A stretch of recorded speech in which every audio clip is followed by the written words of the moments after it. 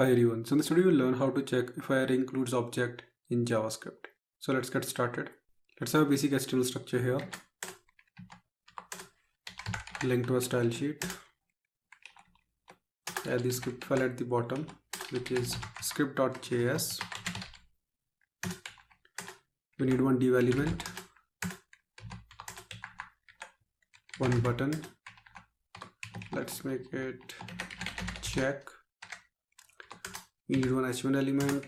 Let's make it result. Go to style sheet, select body element, text align will be center, select div element, display will be inline block, select button element, display will be inline block, padding will be 10 pixel and 20 pixel. Save it. Open this file in the browser, and this is the output. Let's try to understand how it will actually work. I will create one array in the JavaScript file, and on the click of this button check, I want to verify if that array includes our object or not. If it includes our object, I want to show true here. If it is not, I want to show false.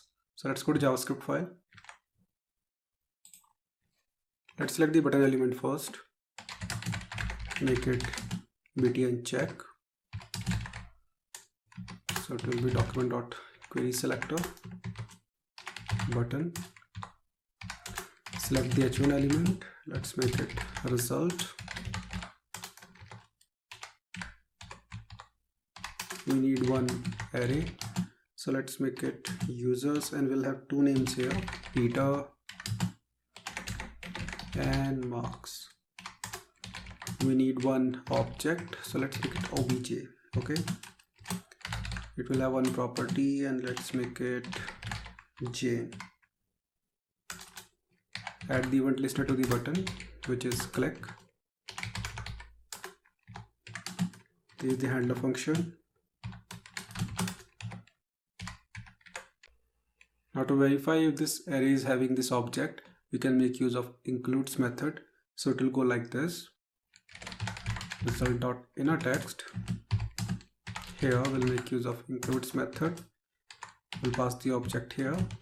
If it is true, I want to set the text true here, otherwise false. In this case, we are not having that object here, so we'll get false here. See? Now if I'll just copy and paste it here, this array, I'll get true.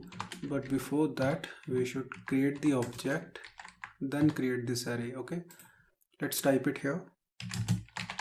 Obj, save it, go to browser, we'll get true. If I'll remove it, I'll get false. So that's it. I hope you got the point how it actually works. See you in the next video. Have a nice day.